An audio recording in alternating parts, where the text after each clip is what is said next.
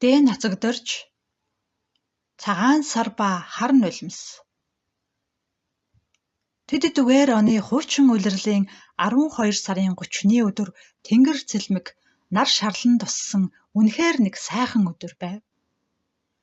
Хойд уулын ингэрээр дунд цагаан цас гэлтэгнэн түүний зах сэжүүрэн сэмэрч орж ядсан эцэнхий туранхай өхөр малууд хүл дээр гарч үүгээр түүгээр сүүлээ ширвэн явцгаахан санагдаж дэсгэм хүүтний илч хараад хаврын сайхан улирал ирж байгаа нь мэдэгдэн хэдийгээр тааламжтай сайхан авч малчин ардын бүсгүй цэрмаа дагдангийн хаяанд зогсож сэтгэлд их л гунихралтайгаар элдв зүйлийг бодмоглон урт урт шүүрс алдна.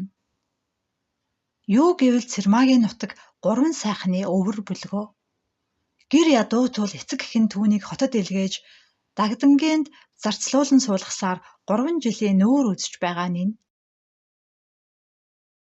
Дагдангийн ажлын эхийг хэлэхүү, түүний эхнэрийн чангыг хэлэхүү, ирснээс хойш хэдэн жилийн дотор юр амарсангүй, бие сэтгэлийн зовлонг цадтал үзжээ. Энэ завсар дагдангийн эхнэрийн таргалсан цэрмаагийн турсан хоёр яг тэнцэнэ. Ялангуяа ойрноос цагаан сар болно хэмээн анхны хэдэн шөнө банш хийж нойргүй хонов. Дараах хэдэн шөнө юм ойж өвөр цайлгав. Өнөө өдөр өвөргөлн нойрмоглож бүхий бие зүдрэн галривч урд нутагт байхдаа ийм нэг сайхан нар тусаж уул талын цас хайлсан хаврын сайхан өдөр гэрийн хаяандаа сууж сая төрсөн хэдэн хург ишгтэйгэн наадан тоглож байсан нь гэнэт санагдаж гэр орон эцэг их хөдөө нутаг юугаа мөрөөдөн уйтгарлаж сэтгэл нь хөдлөн байгаа нь энэ ажгүй. Гэтэл дагдангийн эхнэр 6 хантай томоо гэгчийн цагаан гэрээс гарч ирээд их л хүүтнэр хялайн харж айгүйгээр зандран чи яасан хар золиг вэ? Олбог хэвсний шороотлоосыг гүвээд ир гэхэд энд юугаа хийсэн момонд вэ? Хашааныхоо арилгасан чинь энэ үү? Маргааш цагаан сарын шиний нэгэн гэгчийг мэдэж байна уу үгүй юу малчи? Гэд туужуугаар нуруунд дундуур нэг цохиж аваад уурлан зогсоход цэрмаа эсэргүүцэх аргагүй тул толгой өвдөөд салхин зогссон билээ авгай минь гэд хажууд байгаа том хэвсийг авч дааж ядан цасан дээр сэгсэрнэ. Энэ үед ноднин жилийн бариулсан 5 жингийн Орос байшингийн цонхоор дагдангийн охин Мэдгмаа гизэг үсээн самнан нүүртэй оо ингэсэг дүрхэн бас хөр шинэ хийсэн бор ногоон торгон дээлээ тааруулан өмсөж байх нь үзэгдэнэ. Байшингийн дотор эсгэрэн дуулж ийш тийш сэлгүүцэх бөгөөд цонхны бяцхан салхивчийг нээж цэрмааг дуудан. Залуу айлчин ирчүүд ирвэл зүүн тасалгаанд оруул химэн бас тушаал гаргана. Цэрмаа Мэдгмаагийн торгон дээлийн өнгөнд гэлбахтаа өөрийн уранхай даав дээл руугаа нэг хараад Мэдгмаагийн танхилцуур байдлыг өөрийн инлэлт байдалтайгаар харшуулан бодож нүднийхээ нулимсыг гэлтгнүүлсээр гэдрэг одож бас олбог журмын тоос шороо гөвч шүүртгийн хамт цагаан сарын өдөр манай гэрийн эзэд цүм сайхан торох дурдан дээл буулга минжин малгай өмсцгөөн элдв зүйлийн амтад идэ арх дарсыг төхөөрөн идэж уух нь ямар их жаргал вэ? Тийм атал би юунд ингэж нойр дутуу уранхай дээлтэй инлэн шанлан явна вэ гэж бодовч нарийн учрыг олж ис мэдэн гагцхүү Мэдгмаа хуучин дээлнээсээ нэгийг надад өмсүүлэх хэс гэж гордно. Дэвсгрүүдийг цэвэрлэж дуусаад байшингийн өмнөх хогийг арах дагуулж үүрэн хашааны хаалганд хүртэл гаднаас пүүсний хятадууд цагаан ваадантай боов бэлгийн зүйлсийг авч орж ирнэ. Зурж өнгөрөхт нь тэдгээр хятадууд. Танаас сохорсон. Нарийн юмн дээр юунд хог бүртэг гойжулсан байна. Мангу золгоо гэж бас зандран хараа. Цэрмааг ноёлох хүн яасан олон билээ. Хогийг гадна насгаад ирвэл Мэдгмаа бас дуудаж нүүрний ус асга гин.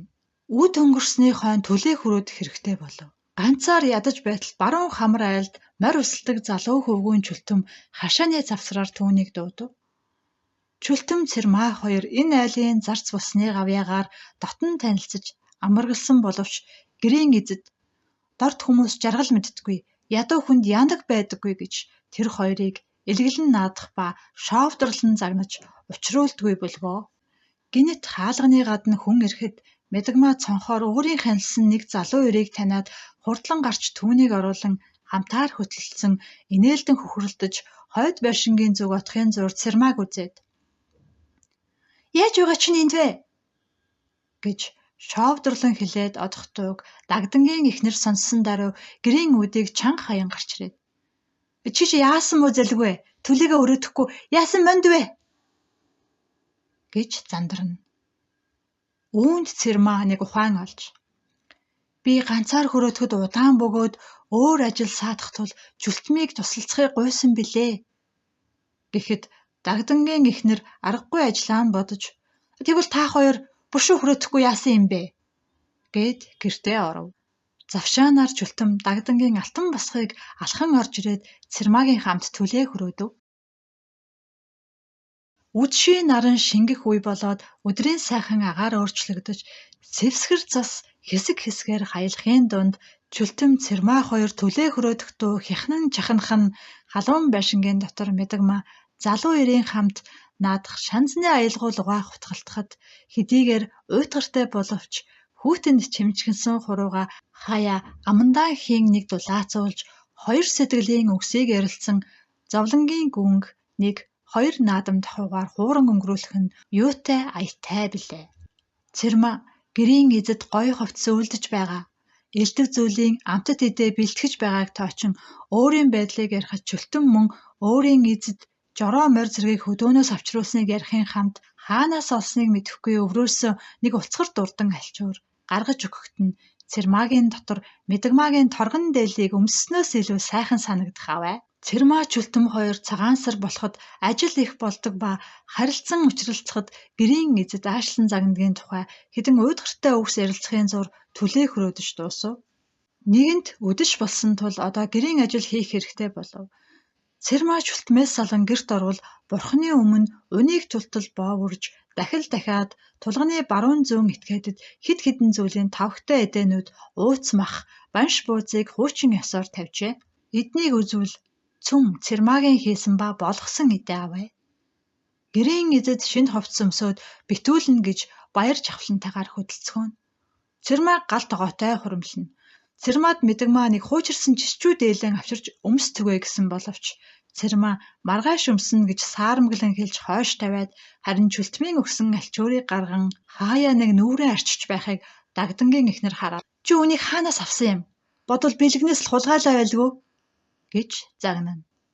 Үүнд Цэрмаа хулгай хийсэн гэж худал хэлэх хэцүү. Чүлтэм өгсөн гэж үннийг хэлэх бас зэмлэлтэй учир дув дуугүй суун яасан бэрхтээ билээ гэж элдвийг бод. Энэ орой гэрийн эзэд ёслох цагаалхын хамт гаднаас цочид гэж дэрх нь тоогүй олон. Тэдний идэх уух инээлдэх баясалтах нь гэр хагармаар. Гагцхүү Цэрмаа зуухны хажууд хөлрөн сууж гөлрөн харж шүүрс алтна. Шүн унтсангүй маргаашийн цай хоолыг бэлтгэн.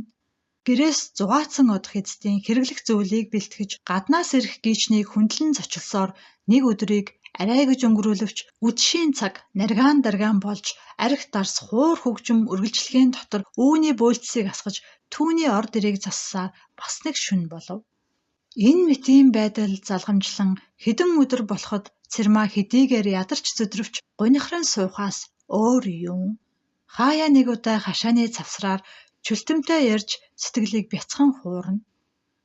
Энэ мэтээр 2 жил өнгөрсний хойно бас нэг цагаан сар шахаж байхад ямар шалтгааныг мэдэхгүй Дагдангийн хотод суухыг болов гэж хөдөө гарахыг бэлтгэн Дагдангийн эхнэр Цэрмааг мөн хөдөө дагуулan аваачна гэж байхын үед нэг өдөр Чүлтэм хурж ирээд "Чи одоо миний хамт явж аж түр" гэсэнд Цэрмаа чухам учрыг сайнаар мэдсэнгүй боловч энэ хоёр үгийг сонсоод даруй баярлан жаал зугаа юмаа боож Чүлтмийн гэрт очив.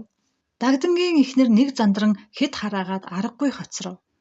Чүлтмийн гэр хэдийгээр хар болоод цоорхой боловч Дагдангийн 6 хаантай цагаан гэрийн хатвчанд хэвтснээс төмөн хөв жиргалтай болоод санааны дураар босож суун хийдгээ хийж амардаг цагтаа амран хуучин амраг Чүлтмийн хамт амьдран сууж байтал удалгүй цагаан сарын шиний нэгэн болов. Цэрмаа хотод ирснээс аваад идүүгээ хүртэл битүүний ороо ийхүү амгалангаар унтаж байсан нь юр өвгүй бүлгөө. Маргааш өглөө нь эртлэн босож торог дурдан минж булга бус боловч өнгөтэй бүтэн хувцаан өмсөцгөөн.